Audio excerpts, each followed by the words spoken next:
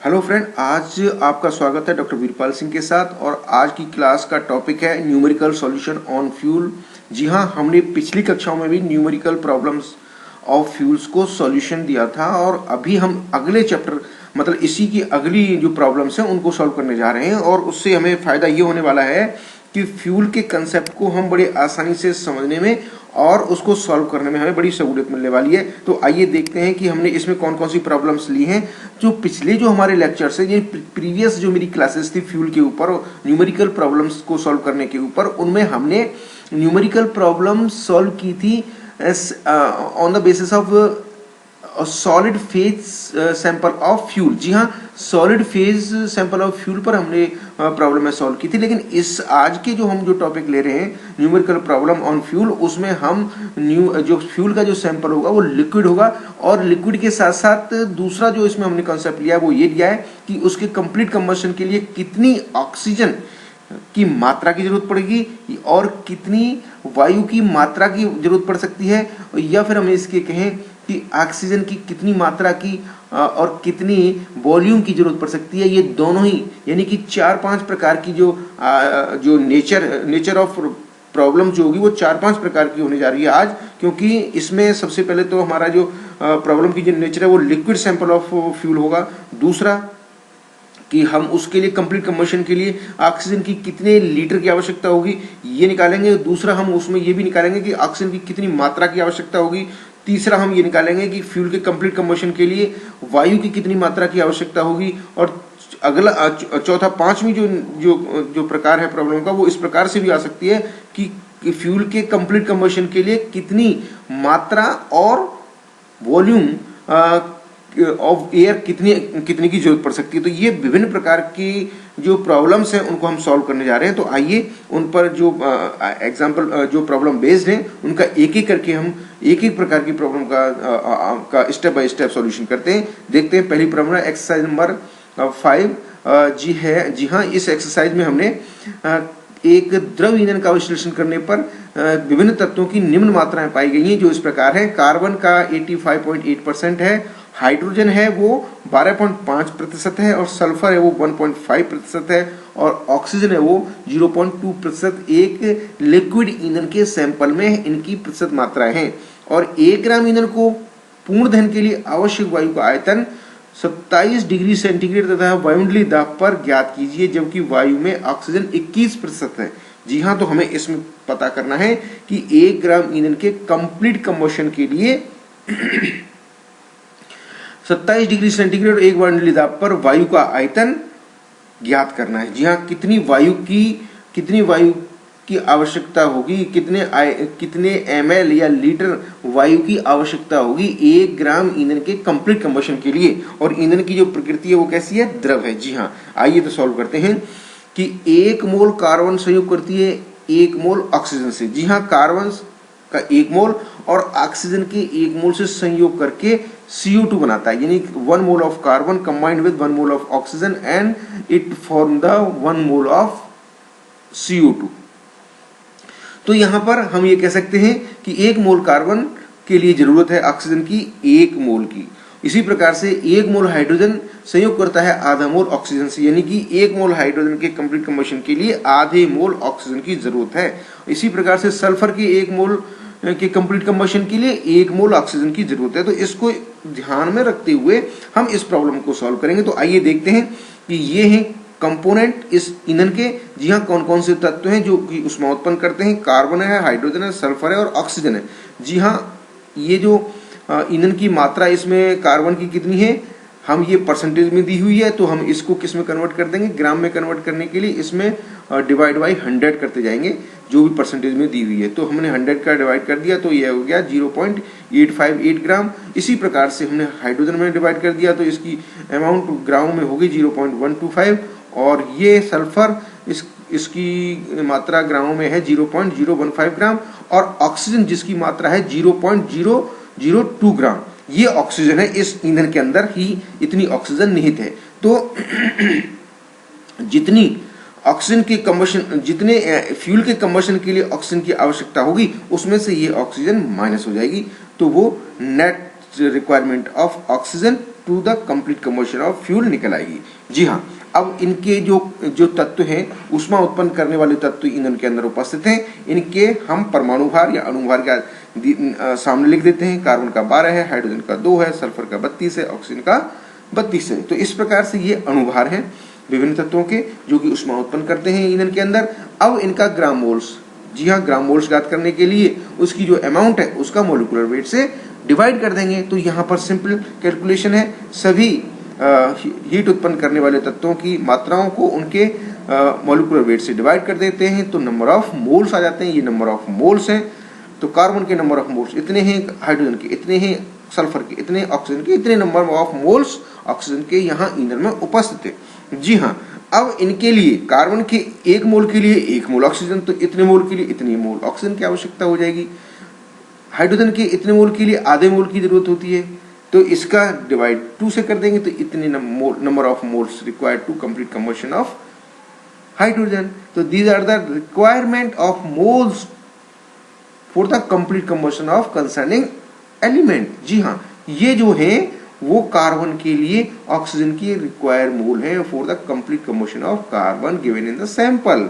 जी हाँ, इसी प्रकार से ये हाइड्रोजन के number of moles required for the complete combustion of hydrogen in this sample, ये है number of moles required for the complete combustion of sulphur which are present in this sample of fuel. ये है total number of, इनका सबका addition कर देते हैं। तो these are the total number of oxygen, total number of moles of oxygen required for the complete combustion of heat producing element present in this sample of fuel.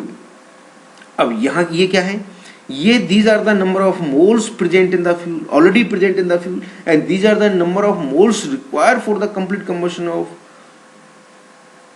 fuel sample.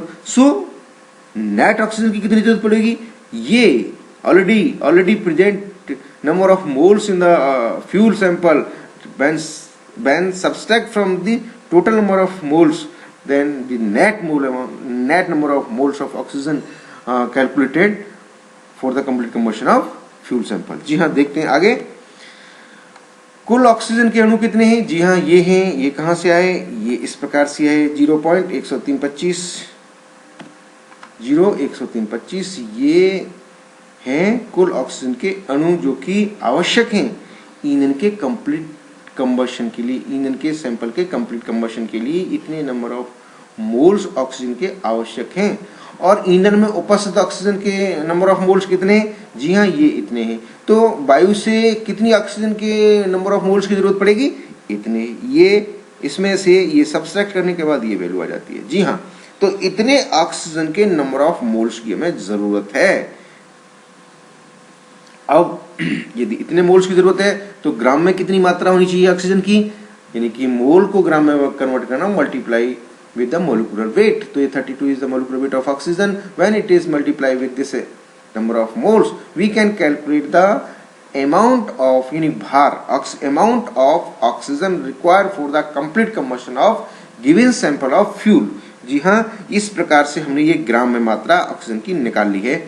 अब है oxygen की मात्रा, ये हमने निकाल ली है। तो वायु की कितनी आवश्यक मात्रा होगी, हम जानते हैं कि वायु में ऑक्सीजन कितनी होती है, 23% मान लेते हैं। तो 100/3 का मल्टीप्लाई कर दें इस अमाउंट में, तो हमारे पास वायु की मात्रा की आवश्यकता का भार आ जाएगा जो कि इस ईंधन के सैंपल को कंप्लीट कंबशन के लिए जरूरत है। जी हाँ, इस वैल्यू में हमने 100/23 का मल्टीप्लाई किया है, ये देख रहे हैं आप। और इसको कैलकुलेट करने के बाद हमारे पास ये ग्राम में मात्रा आती है, 14.36 ग्राम में मात्रा हमारे पास आती है, जो क्या है, ये वायु की मात्रा है ग्राम में, जो कि दिए हुए ईंधन के सैंपल के पूर्ण दहन के लिए आवश्यक है। अब हमने वायु की आवश्यकता ईंधन के पूर्ण दहन के लिए ग्राम में कितनी चाहिए वो निकाल ली, और ऑक्सीजन की कितनी मात्रा की जरूरत है इस सैंपल के कंप्लीट कंबशन के लिए वो भी निकाल ली। अब हम इनकी कंसर्निंग वॉल्यूम निकाल लेते हैं। तो वॉल्यूम निकालने के लिए हमारे पास एक इक्वेशन होता है, PV = nRT। तो V इज द वॉल्यूम, तो यहाँ V O2, P क्या है, 1 atmosphere, 1 × V is the volume of oxygen required for the VO2 लिखा है हमने, तो oxygen require for the complete combustion of given sample of fuel. तो यहां पर हम निकालने के लिए n का मान रख देंगे, n का मान 1 है, नहीं n का मान है ये नंबर ऑफ मोल्स, ये नंबर ऑफ मोल्स हमने रख दिया इसको, और फिर r का मान 0.0823 ये हमने वैल्यू रख दी इसकी, और ये T टेम्परेचर परमताप है, परमताप 27 डिग्री सेंटीग्रेड पे हमें कैलकुलेट करना है, तो 27 में हमने 273 को ऐड कर दिया तो ये केल्विन में आ जाएगा, और इस वैल्यू को सॉल्व करने पर हमें जो वैल्यू प्राप्त होगी, जी हाँ ये लीटर में प्राप्त हो रही है 2.5416 लीटर। इतने लीटर हमें ऑक्सीजन की जरूरत पड़ेगी इस गिवन सैंपल के कंप्लीट कंबशन के लिए। जी हाँ, अब वायु के कितने आयतन की, यानी कि वी एयर कैसे कैलकुलेट करेंगे, वही यानी कि 100/21 का हम यहाँ पर मल्टीप्लाई कर देंगे, तो इसका वायु की एयर हमें वायु का आयतन हमें मिल जाएगा। तो वायु का आयतन इसको मल्टीप्लाई सॉल्व करने के बाद हमें मिलता है 12.1 लीटर। जी हाँ, तो हमें इस ईंधन के एक सैंपल को दिए हुए सैंपल के कंप्लीट कंबशन के लिए ये हमें वायु की आयतन की आवश्यकता होगी 12.1 लीटर वायु के आयतन की आवश्यकता होगी। जी हाँ, अब है नेक्स्ट एक्सरसाइज, आयतन में प्रोड्यूसर गैस का प्रतिशत संगठन निम्न प्रकार है, यानी कि कार्बन मोनोऑक्साइड 28 और हाइड्रोजन 10, मैथेन 2, कार्बन डाइऑक्साइड 4 और ऑक्सीजन जो है वो है 1 और नाइट्रोजन है 55 है। ये इनके 100 ml ईंधन का पूर्ण दहन करने के लिए वायु का न्यूनतम आयतन ज्ञात कीजिए, यानी कि 100 ml ईंधन है जिसके कंप्लीट कंबशन के लिए एयर के कितने आयतन की जरूरत पड़ेगी ये कैलकुलेट करना है। जी हाँ, बड़े आसानी से हम इसको निकाल सकते हैं। हम यहाँ देख रहे हैं 100 ml यानी 100 cc ईंधन का पूर्ण दहन करना है, तो 100 cc पे हमें कैलकुलेट करने के लिए कार्बन मोनोऑक्साइड का 28 ये जो है फ्यूल के अंदर ये कंपोनेंट है फ्यूल के, कार्बन मोनोऑक्साइड कितना है, हाइड्रोजन कितना है, मैथेन कितना है, कार्बन डाइऑक्साइड कितना है, ऑक्सीजन कितना है, नाइट्रोजन कितना है, इसके सामने ये वॉल्यूम दिया हुआ है 100 cc पर हमें कैलकुलेट करना है। तो 28 ml है, इसका 10 ml है, और मैथेन का है 2 ml, कार्बन डाइऑक्साइड का है 4 ml, और यहाँ पर ऑक्सीजन का है 1 ml और नाइट्रोजन का है 55 ml cc, एक ही बात होती है। तो यहाँ पर रासायनिक अभिक्रियाएं क्या होती हैं देख लेते हैं हम समझने के लिए, सॉल्व करने के लिए। कार्बन मोनोऑक्साइड के 2 मोल ऑक्सीजन के 1 मोल से संयोग करके CO2 के 2 मोल बनाते हैं। तो यहाँ पर हमें कार्बन मोनोऑक्साइड के 2 मोलों के कंप्लीट कंबशन के लिए 1 मोल ऑक्सीजन की जरूरत पड़ेगी, इसलिए 28 मोल कार्बन मोनोऑक्साइड के कंप्लीट कंबशन के लिए 14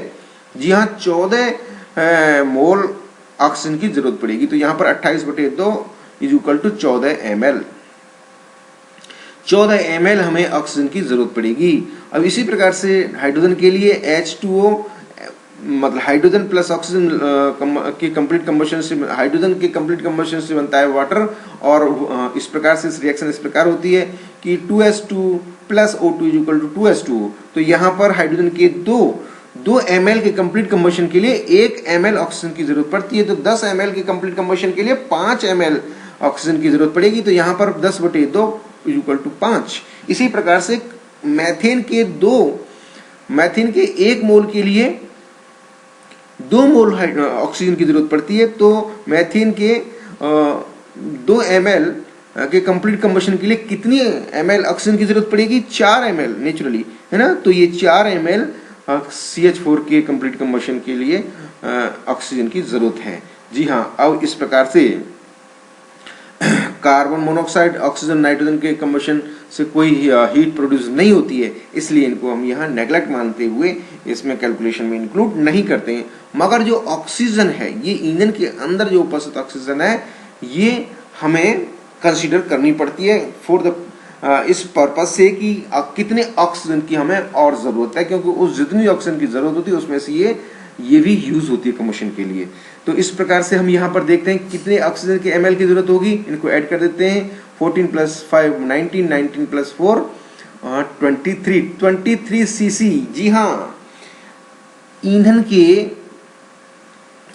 100 सीसी ईंधन के 100 सीसी के कंप्लीट कंबशन, इस दिए हुए सैंपल में ईंधन के 100 सीसी के कंप्लीट कंबशन के लिए कितने सीसी ऑक्सीजन की जरूरत है? 23 सीसी। जी हाँ, 100 सीसी प्रोड्यूस्ड गैस के दहन के लिए आवश्यक ऑक्सीजन का आयतन 23 सीसी। इसलिए इस पर अपन निकाल सकते हैं कि प्रोड्यूसर गैस में उपस्थित ऑक्सीजन का आयतन 1 सीसी, और ये 1 सीसी ऑलरेडी ऑक्सीजन दी हुई है इसमें, तो हम यहाँ पर माइनस कर देंगे। इसलिए वायु से कितनी ऑक्सीजन की जरूरत पड़ेगी? 22 सीसी। 23 में से एक माइनस हो गया तो 22 सीसी जरूरत पड़ेगी। अब हम इसका वॉल्यूम कैलकुलेट कर सकते हैं। तो 22/100 मल्टीप्लाई 100, इसको कैलकुलेट करने पर नेक्स्ट इक्वेशन इस प्रकार से आता है। तो अपन ने यहाँ कैलकुलेट कर लिया कि हमें कितने की जरूरत पड़ेगी कि 22/100 मल्टीप्लाई 100, यानी कि 22 सीसी हमें उसकी जरूरत पड़ेगी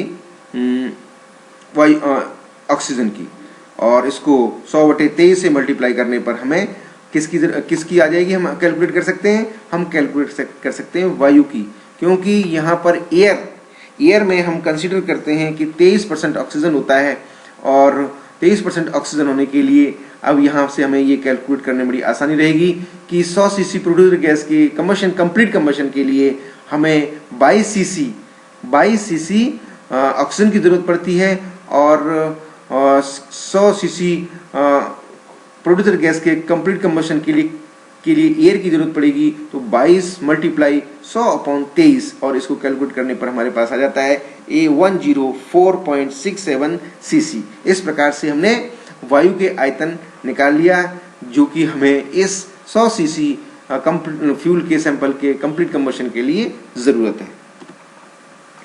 नेक्स्ट जो एक्सरसाइज है उसमें हम देख रहे हैं कि ईंधन में 80% कार्बन है और अन्य अज्वलनशील यानी कि नॉन कम्बस्टिबल पदार्थ विद्यमान है, और इसके 1.5 kg ईंधन का कंप्लीट कंबशन करना है।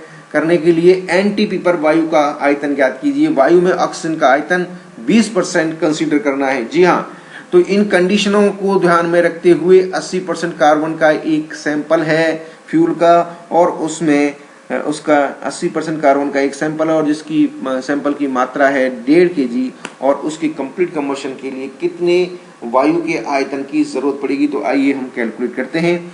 100 ग्राम ईंधन में कार्बन की मात्रा 80 ग्राम है, तो इस प्रकार 1500 यानी 1.5 kg का मतलब 1500 ग्राम ईंधन में कार्बन की मात्रा कितनी हो जाएगी? यानी कि 80 × 1500/100 यानी कि 1200 ग्राम। जी हाँ, ये बहुत ही इजीली हमने कैलकुलेट कर लिया है कि 1200 ग्राम कार्बन है हमारे पास। इस कार्बन के कंप्लीट कंबशन के लिए कितने ml वायु की जरूरत पड़ेगी? पहले तो हम ऑक्सीजन की निकाल लेते हैं। तो यहाँ पर कार्बन, ये सिंपल इक्वेशन है, कार्बन और ऑक्सीजन मिलाकर CO2 बनाते हैं। तो कार्बन के 12 ग्राम के लिए कितने की जरूरत पड़ती है? हमें 32 ग्राम ऑक्सीजन की जरूरत पड़ती है। तो 12 ग्राम कार्बन संयोग करता है, अच्छा सीधे हम उसमें भी कैलकुलेट कर सकते हैं ml में। तो यानी कि 12 ग्राम कार्बन के कंप्लीट कंबशन के लिए हमें ml बाई 22400 सीसी यानी ml ऑक्सीजन की जरूरत पड़ती है, और इसलिए 12 ग्राम एनटीपी पर संयोग करता है तो इतने ग्राम सीसी, और 1 ग्राम एनटीपी पर संयोग करता है तो 22400/12, और इसी प्रकार से 1200 ग्राम कार्बन एनटीपी पर संयोग करता है तो इस बार डिवाइड हो जाएगा और मल्टीप्लाई 1200 हो जाएगा। तो इस प्रकार से इसको कैलकुलेट करने पर हमारे पास वैल्यू आ जाती है 2240000, और इसको हम, ये ml है, ml को हमें लीटर में कन्वर्ट करना है तो 1000 से डिवाइड कर देंगे तो जो वैल्यू आएगी 2240 लीटर प्राप्त हो जाती है। यानी कि 1200 ग्राम कार्बन की कंप्लीट कंबशन के लिए हमें ऑक्सीजन की जरूरत होती है 2240 लीटर। अब इसमें ये ऑक्सीजन की लीटर की ऑक्सीजन की वॉल्यूम की जरूरत है, तो इसका हम निकालना है एयर का वॉल्यूम, तो इसको मल्टीप्लाई कर देंगे हम 100/20 से। 20 क्योंकि वहां पर 20% ऑक्सीजन को माना गया है एटमॉस्फेयर के अंदर, तो ऑक्सीजन का वॉल्यूम मल्टीप्लाई 100/20, तो वायु का जो वॉल्यूम है इक्वल टू वो आ जाएगा 2240 मल्टीप्लाई 100/20, तो वैल्यू आती है 11200 litre volume of air required for the complete combustion of given sample of fuel. तो इस प्रकार से हमने देखा इस प्रकार से हमने देखा कि एक फ्यूल के कंप्लीट कंबशन के लिए हमें कितने वॉल्यूम ऑफ एयर की जरूरत पड़ती है। यहाँ एक नई एक्सरसाइज और हम देख लेते हैं जिसमें बताया गया कार्बन का दहन करने के लिए आवश्यक, यानी कि 1 किलोग्राम कार्बन का दहन करने के लिए आवश्यक वायु का आयतन ज्ञात कीजिए, जबकि वायु में ऑक्सीजन 21% है। तो बहुत ही सिंपल है, जैसे कि हम जानते हैं 12 ग्राम कार्बन के संयोग करने के लिए हमें जरूरत होती है 22.4 लीटर ऑफ एयर। तो यहाँ पर 1 kg ऑफ कार्बन के कंप्लीट कंबशन के लिए 32.12 इज इक्वल टू 2.667 kg। और जैसा कि हम जानते हैं कि 1 ग्राम अणु ऑक्सीजन में 32 ग्राम एसटीपी पर वॉल्यूम होता है, तो उसकी वैल्यू होती है 2.4 लीटर। और यहाँ पर हम जो वैल्यू हमने कैलकुलेट की है 2.667 kg या 2667 ग्राम ऑक्सीजन का वॉल्यूम है 22.4 मल्टीप्लाई 2667 लीटर अपॉन 32। और इसको सॉल्व करने पर जो वैल्यू मिलती है वो एसटीपी पर कितनी आती है वो हम देख लेते हैं, क्योंकि इसे मल्टीप्लाई करना पड़ेगा एयर के लिए 100/21 का। तो यहाँ पर इस वैल्यू में मल्टीप्लाई करते हैं 100/21 का, तो वैल्यू जो कैलकुलेट होकर आती है वो है 88.90 लीटर। तो this one volume of air is required for the complete combustion of given sample of fuel. So first of all, I like to say, I like to remember you. Please subscribe my YouTube channel. That's name is Dr. Virpal Singh, where you can find my all previous lectures. And if you want to get the information about my next lecture, so please you push my bell icon so you can get the information of new lecture. Thank you very much.